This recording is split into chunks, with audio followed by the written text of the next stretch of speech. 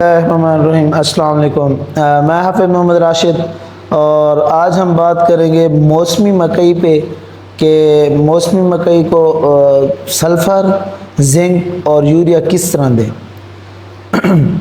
क्योंकि डीएपी तो हमने चूहे पे या चूहे के बाद जो है ना हमने दे देनी होती है, क्योंकि डीएपी स्टार्टिंग में ही जो अक्सर दोस्त हैं या देनी जो चाहिए वो 1.5 बोरी या 1 बोरी स्टार्टिंग में दे देते हैं, क्योंकि डीएपी का या फास्फोरस का जो काम है वो बेसिकली जड़ बनाना है। वो स्टार्टिंग में हर फसल को जो है ना डीएपी स्टार्टिंग में ही दी जाती है, क्योंकि उसका काम ही जड़ बनाने में होता है। और जितना अच्छी जड़ हमारी पौधे की मजबूत होगी उतना जो है ना हमारी पैदावार अच्छी आएगी और उतना अच्छा जो है ना पौधा हमें फल देगा। इसके बाद हमें जो यूरिया देनी होती है या सल्फ़र या जिंक, इसकी अहमियत आज मैं बात करूँगा।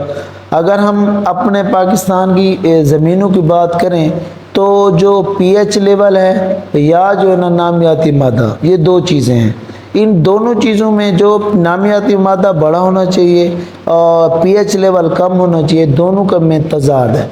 मतलब पीएच लेवल बढ़ा हुआ है और नामियाती मादा कम है, जिसकी वजह से जो है ना हमारी पैदावार औसत मुतासिर होती है और हम जो है ना अपना मुनाफा फिर हमारा कम हो जाता है। जब हमारी पैदावार औसत कम आएगी तो मुनाफा भी कम होगा। तो इसमें आप कोशिश करें, हम यूरिया को अक्सर दोस्त होते हैं एक माइंड बना हुआ है कि 40-45 दिन में हमने खाद जो है ना पूरी करनी होती है। ये गलत है। तकरीबन आपको 65 से 70 दिन में जो है ना, मकई की मैं बात कर रहा हूँ, 65 से 70 दिन में आप अपनी खुराक पूरी करें, 40-45 दिन में ना करें। उसकी वजह भी मैं आपको बता देता हूँ कि जब आप 40 दिन में खुराक पूरी कर देंगे तो आगे जब आपको यूरिया की ज़रूरत होगी तो फिर हम नहीं देते, वहाँ पे जो है ना फिर हमारी पैदावार हम लॉस करते हैं। एक दूसरी बात यह है कि जब पौधा आपको जो चीज़ मांग रहा हो आप उसको वो दें, ताकि जो है ना हमारी अच्छी पैदावार है। हम अभी फॉर एग्ज़ाम्पल सल्फ़र की जिस तरह मैं बात करूं कि एक सल्फ़र की भी एक अहमियत है, जिंक की भी अहमियत है, ह्यूमिक एसिड की भी अहमियत है, क्योंकि वो भी एक खुराक के अज्जा है। अगर हाँ, हालांकि वो अज्जाए सगीरा है तो लेकिन उसका है अहमियत ज़रूरी है। मतलब मिकदार उसकी कम चाहिए लेकिन उसका जो पौधे को जो नीड है वो ज़रूर वो बहुत अहमियत रखती है। लेकिन इस चीज़ को हम नहीं समझते। तो कोशिश करें आप कम से कम जो है ना एकड़ में 4 बोरी यूरिया देनी होती है मकई को, तो इसको आधी आधी बोरी करके किस्तों में दें, ताकि जो है ना हमारी पैदावार अच्छी है और साथ जो है ना मकई जिस तरह मकई चल रही होती है या मकई में कोई मसला ना है। हम अक्सर क्या करते हैं, एकड़ एकड़ बोरी दे देते हैं 2-3 दफ़ा, उसमें जो है ना फिर हमारी पैदावार और सब मुतासर होती है।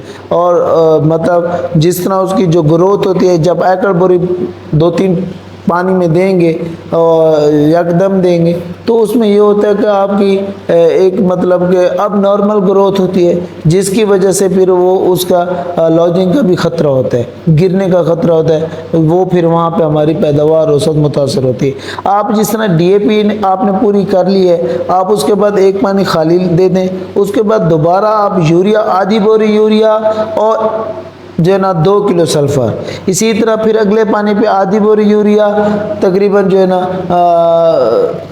जिंक अगर लिक्विड में दे रहे हैं तो 5 लीटर फ़ी एकड़। अगर आप दानेदार दे रहे हैं 10% दे रहे हैं या 21%, वैसे 21 या 33% दे देंगे वो ज़्यादा बेहतर है। वो 3 किलो एक दफ़ा काफ़ी है। देखें, अब यूरिया 50 किलो या 25 किलो एकड़ में दे रहे हैं, जिंक सिर्फ 3 किलो दे रहे हैं। ये अजायज़ सगीर है लेकिन इसकी अहमियत बहुत ज़रूरी है। तो इस चीज़ की अहमियत को समझें और इसको आप दें, ताकि जो है ना आपकी पैदावार औसत मुतासर ना हो। देखें, जब आपने मुनाफा अपना बढ़ाना है तो आप जो है ना उसको मुनाफा जब आपने बढ़ाना है तो अपनी पैदावार बढ़ा लें। जितना अच्छी पैदावार रहेगी उतना जो है ना अच्छा मुनाफा होगा। तो सल्फ़र और जिंक की बहुत ज़्यादा अहमियत है, इस चीज़ को समझें और इसको दें। जिस तरह मैंने बताया, आधी बोरी यूरिया के साथ एक दफ़ा सल्फ़र, आधी बोरी यूरिया के साथ एक दफ़ा जिंक, फिर इसके बाद आधी बोरी यूरिया के साथ फिर कम से कम ऐसे 2 दफ़ा पोटाश देनी होती है। लेकिन आप जब आखिरी 65-70 दिन जो मैं बता रहा हूँ, उस वक्त जो है ना ये घोब की हालत में आ जाती है, मकई की बात कर रहा हूँ, तो उस वक्त जो है ना आप पोटाश कम से कम 12.5 किलो, नहीं तो 25 किलो भी आप जो है ना पोटाश, सल्फ़र और पोटाश वो यूज़ कर सकते हैं। साथ यूरिया ज़रूरी थे। देखें, एक अगर आप माइक्रो मतलब अज़ाय सगीरा दे रहे हैं तो उसके साथ अज़ाय कबीरा ज़रूरी है, और उसकी ये मैंने आपको मिकदार बताई है और ये तरीका बताया। इस तरह आप देंगे, आपकी जो मकई की ग्रोथ है वो अच्छी होगी और मकई मतलब हद से ज़्यादा कद नहीं करेगी, जिससे जो ना लॉजिंग हो जाती है, तो उससे जो ना फिर हमारी पैदावार उससे मुतासर होती है। अच्छे तरीके से इसको मकई को अपनी फसल को लेके चलना, ताकि जो ना हमारी पैदावार हो सब मुतासर ना हो। एक और बात, मकई हो या कोई भी फसल है ना, आप जहन में रखें, ये समझें जिस तरह एक बच्चे की परवरिश होती है ना, माँ अपने बच्चे की परवरिश करती है, आप उसका हिसाब लगा लें और अपनी फसल का लगा लें। देखें, वो भी जानदार है, बच्चा भी, और हमारी फसल भी जानदार है। बस ये है, फसल हमारी बोलती नहीं है, बच्चा बोलता है।